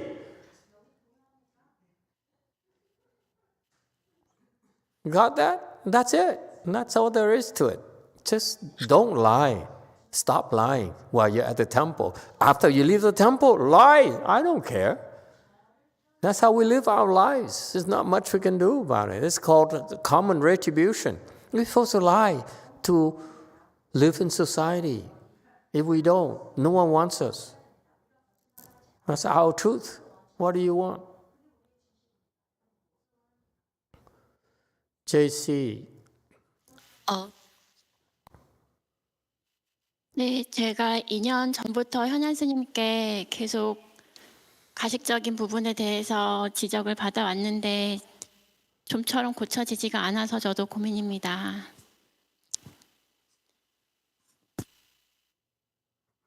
It's been about 2 years. Venerable XA told me that I have a problem with the pretense, but it's really hard to correct this problem. Then you appreciate people, you ask people. The people who said, you are so phony, that's the people you want to see.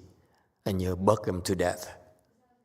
You go and you say, am I phony again today? How did you see that? Please teach me. How do I do it? Here's what happens. It's not theory, okay? People have to be honest enough to you to say, don't do that because that's you pretending. One thing after another. You understand? We need that. Okay? Say, for example, the word arrogant. What does it mean? Nothing to me. You have to tell me. You tell me I'm arrogant. People used to accuse me at work of being arrogant. I said, really? Where? I feel I'm so normal, like you. I'm so lovable. People like me. They kiss up to me because I give them good raises. Since when I'm arrogant? So what happens for years, I couldn't understand it, okay? Let me tell you how you do it, okay? At the temple, in particular for you. If you go and talk to people and people have turned off by you because you are too, you don't lie, you don't pretend, okay? That's when you know, and then it's working. But when people, they like you, still like the way you are outside, and still like you when you're inside, that's when you know, what's wrong with you? My point here is that you don't need to fix everything at once. You come to the temple and you be yourself, and then every now and then someone say, I hate you, I don't like you. That's when you pay attention. You understand? You cannot fix all the problem at once. You only fix one problem at a time. That's all. It's much better to do that than to keep on pretending. Because you pretending, you will not rise above it. It's impossible. The people out there, they expect to put on facades because they want to come back to this asaha world. That's how stupid they are. You put on pretenses, you come back.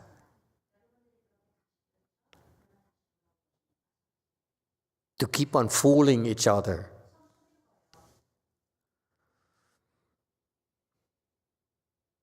Okay? So that's why now you know Rushu has a problem with lying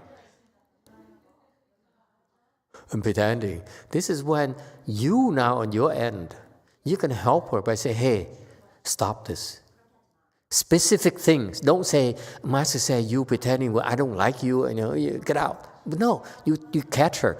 When you say that, do you mean it or not? That's how you help her. That's how you help each other. This is how we help each other cultivate, by pointing out what we're doing something wrong. And right then, don't wait. Don't wait.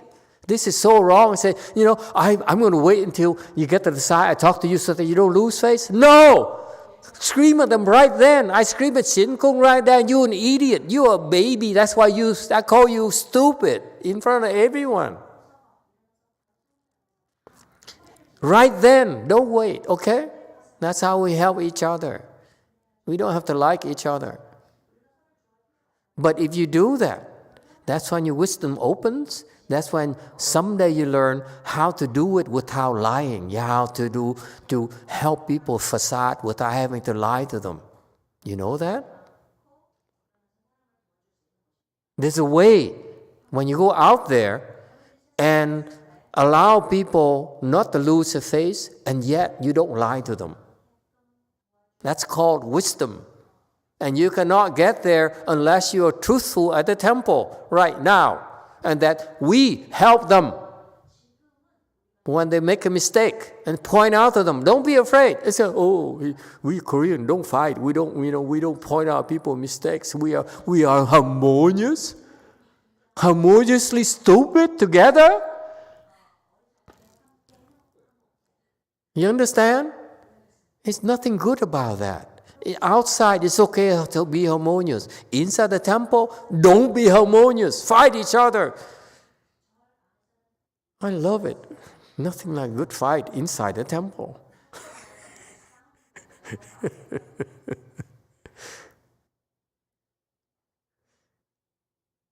Yes, in the back. Master, what I used to do when I'm trying to help people is I point out my mistake. That what I did, and then this is what I did to help to recover it. So when I see the people with that, instead of pointing straight to them, I just tell them my mistake, and this is what I've done. Was that okay with doing so, or just like tell them like this is what it is, what I think of you? Yeah, you're entitled to express your opinion. It doesn't mean you're right, but I hate it when people are harmonious. The Koreans, they all speak the same voice. When you talk to Koreans, they all three open their mouth, it all sound the same. We're harmonious. We like each other. We get along. Please. Fight each other for a change. Oh my God, I need some excitement in life. Yes, 7. Thank you, Master. We have a YouTube question from Hefang. Master, how should we know if we are pretending when we are not enlightened? We cannot see our ego very clearly. Of course you cannot see yourself. That's why people who have more wisdom will be a better position to help you. We're stupid because we can't see it. That's why it's called stupid. Someone who is not as stupid as we are have to point it out to us. That's all. This is why it's called the Great Assembly Dharma that you Chinese people invented. Remember? By being together in a group of people like this, you see that all the people will point things out to you. And they say, I don't like you. How could you be like this? And that's your good known advisor right there. People who dare point out things that are wrong with you. And like Jung, for example, is another example in Go Forest. Jung has to walk around and say, me, important. Me, must depends on me for Go Forest. And I said, yes, you're right, please. Yeah, don't leave yet. So I would, ignore him, all those things. But after he's done a go for us, I let him have it. I say, hey, man, now I have the temple. I don't need you anymore. And guess what? If you leave, where are you going to go now?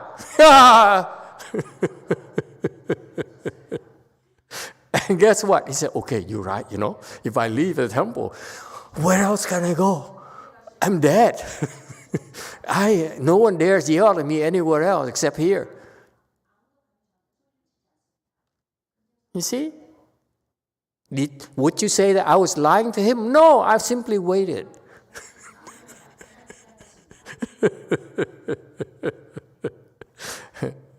You see? Yeah.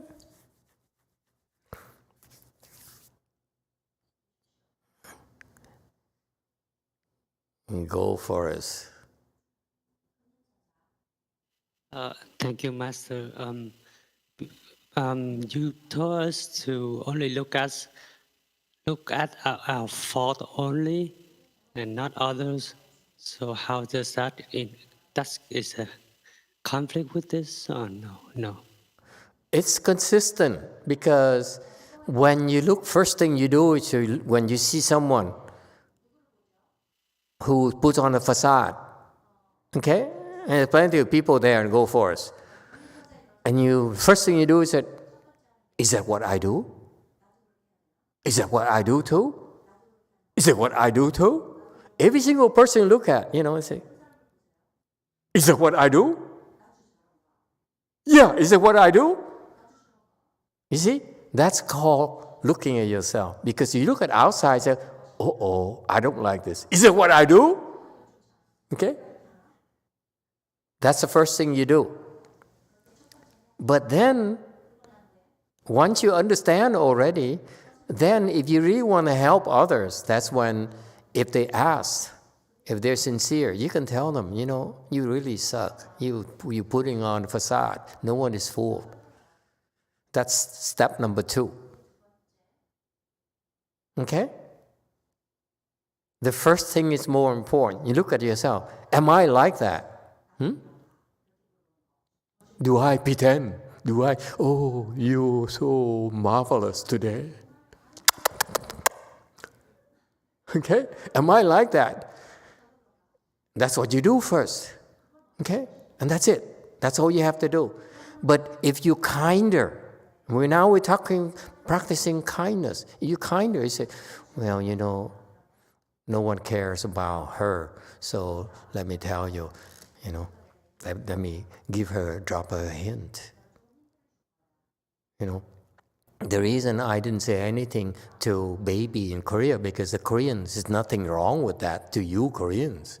But for in America, you know what's going to happen to baby? The Americans, people like us look at it and say, how stupid you are, how stupid Koreans are. You want that? See? That's why I patiently wait until she comes here. And then I let her have it. Come on, cut it out, baby. Stop being such a baby. Same thing, I patiently waited until Jung is done. And I said, I'm such an important person to Master. I'm sure he's a grateful kind of person. He's going to, give me lots of freedom. Yeah, I give you a lot of freedom. That's why I yell at you.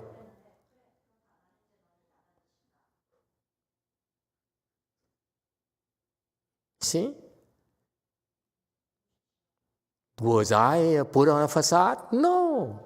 I was patient. I was practicing patience.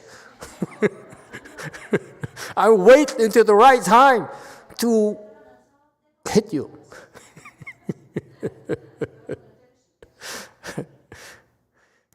My God, we don't have enough time tonight for all the questions. Go ahead, JMT. 안녕하세요, 마스터. 마스터께서 Quickly, 루스에게 honey. When I said don't have a lot of time, don't say 안녕하세요, Master. I know it's you already. Don't pretend. 루스에게 거짓말장이라고 하신 것은 루스 당신을 마스터께서 가르쳐주고 있기 때문에 감사한 일입니다. Wow, she learns fast. When you say to Rushu that you are a liar, it is a good thing because you are teaching her not to lie. 이제 절에 오는 목표가 중요한데 사람들이 저를 오해하고 싫어하는 것보다 저의 경우는 이런 사람들과 다시 육도를 윤회하게 되는 것이 더 두려웠기 때문에 시키는 대로 했던 것 같습니다. 우선순위의 문제인 것 같습니다. 평판이냐 깨달음이냐. 루스 화이팅.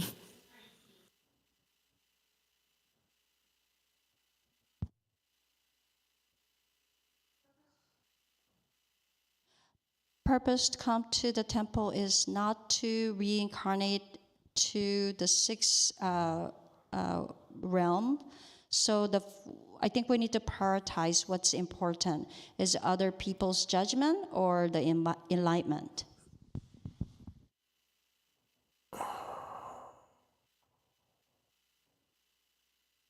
Enlightenment.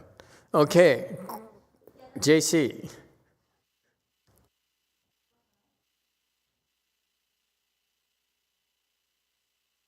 네, 질문 두 가지 올라왔습니다. 첫 번째는 유경자님 질문입니다. 조금 전 삼촌이 돌아가셨다는 소식을 들었습니다. 제게 특별한 기억이 있는 분이라 제가 어떻게 도움을 드려야 할지 모르겠습니다. 아미타불. I just heard that my uncle passed away. This person is very special person to me. How can I help my uncle? I have no way to help him. Please advise. Please give me an advice. Okay, you can help him yourself by reciting Buddha's name. I can ask Master Z to help recite for you. If you can get the 49-day thing for him. Okay, if you can't, and then you can get into debt, and then I own you for life.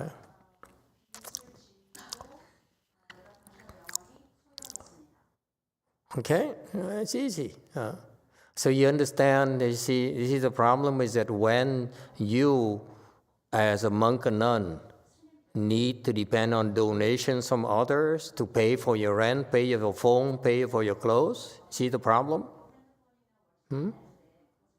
You cannot be truthful as a monk. Even within temples. You work in the temples and your boss pays you a salary, okay? Okay? If they don't like you, they can take it away from you. You have to lie. You have to pretend. You see, the system breeds serious issues in our spiritual cultivation. This is why people don't get enlightened anymore. If they have to find a job, a monk and nun has to go and work to earn a living, they're not going to make it. Most of them will not make it. JC. 네, 마스터 시간이 다 됐는데 죄송합니다.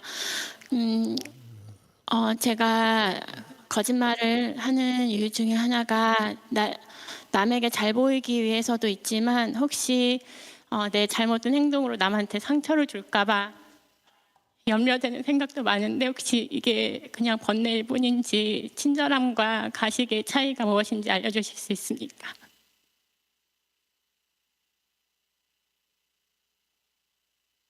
Master, I'm sorry you don't have much time, but quickly, the reason that I lie is because I want to give a good impression to others. For example, it's more like my behavior might affect others. So what's the difference between kindness versus pretense? Whatever that you want to believe right now is not that important.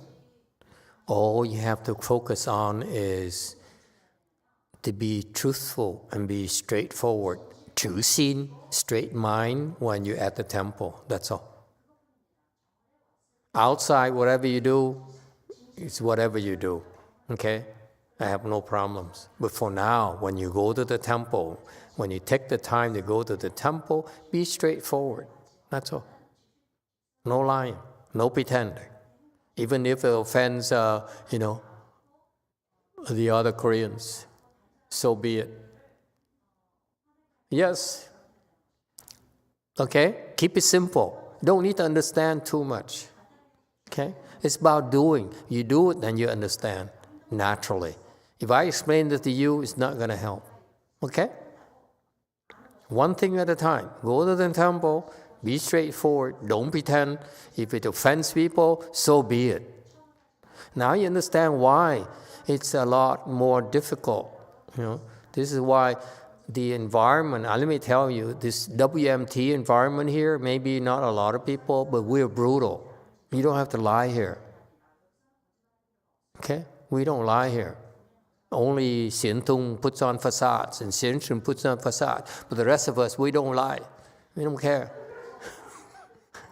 Xian Shun, hey, you have to like me. Xian Tung said, how dare you go against me? Okay, that's different. But the rest of us, it's okay to be honest. There's always exceptions. Yeah? Okay? Yes? Yeah, Master, this question was sort of asked earlier, but can you elaborate more on that, where you used to tell us not to look at others' faults and don't say anything when people make mistakes until they ask? Yes. But at the same time, you're saying now that we don't have to like each other. We should just tell people when we don't like them, and then we don't be afraid of offending them. No. If you, the first thing you do is you look at people and say, am I like her? That's the first thing you do. Every time you look at her, am I like her? Because if she does something you don't like, don't say, oh, you're no good, you're not Korean, you're not Japanese, you're not, you're a fake Vietnamese, you are, I don't know who you are, I don't like you. No, the first thing you do, you look at yourself. That's clear, right? You don't blame people. Let Xian Shun blame people, let Xian Tung blame people. You don't have to. They'll do it for you. Okay? They excel doing that. And they say, oh, you're so wrong. Okay? But what you do, the rest of us, is when something does something wrong, you say, am I like that? Am I like that? Am I like that? That's what you do. This is what the Hinayana people don't have. That's why I'm offering to you. Okay? You don't have to pretend. You ask yourself, am I like that? Am I like that? Am I like that? Number one. Don't say, oh, you're so phony, you pretend, you're covering up for yourself, so forth. You ask yourself, am I like that? That's the main thing. Whatever they do doesn't matter. Ultimately, am I like that? That's the first thing. Number two, eventually, if you have nothing else to do because you're so busy, look at her, am I like that? Am I like that? Am I like that? We're very busy doing that all day. I'm busy all day. Am I like that? Am I like that? Am I like that? Am I like that? I'm doing it all the time. That's why I'm so busy. You think I'm doing nothing? I'm doing that. Am I like her? Mine is worse than yours because I'm not only talking to you, I'm talking to people outside of the temple as well. I ask myself, am I like that? It keeps you so busy. And once you understand already and you spend all day, oh, I'm not like that. I'm not like that. I'm not like that. I'm not like that. You're so happy. That's when you say, now I can be kind. You understand? It's a timing here. One thing at a time. Right now, look, mind your own business. Okay? I'm the one who's the bad guy who said, oh, you're so.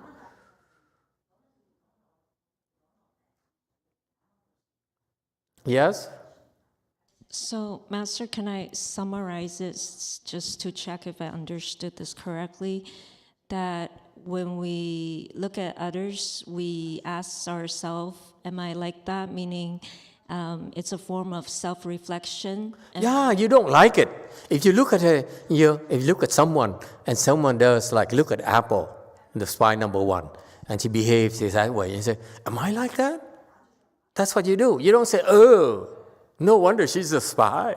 Oh, of course, go back to where you're from. And so forth. No, you should say, am I like that? When you see something that you don't like, that turns you off, you ask yourself, am I like that? That's all. And we shouldn't be judging others, which is blaming. No, you should be so grateful. After you look, am I like that? And you say, oh, I'm like that. Oh my God, oh my God, oh my God. You better fix it. After you fix it, and then you become grateful. It's busy work. You take care of yourself first. Am I like that? Oh my God, I'm like that. I better fix it. What can I do to fix it?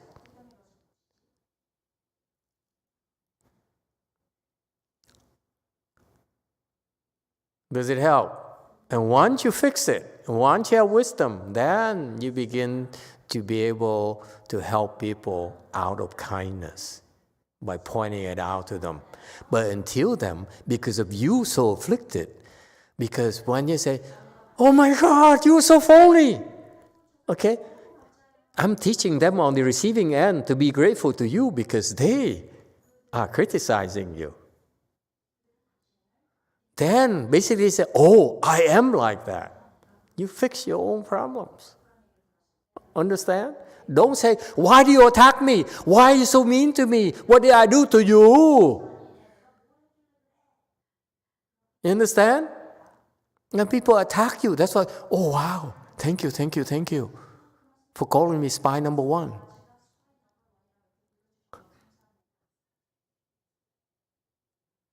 Yes, 7.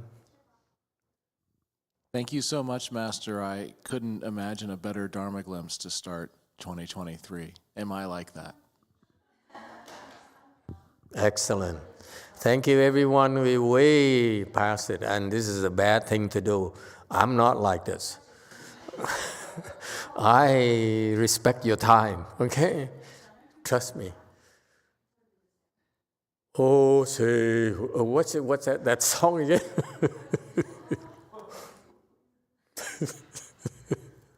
Thank you, everyone. Hope you have a great year. Let's have a great year together. Huh? Okay.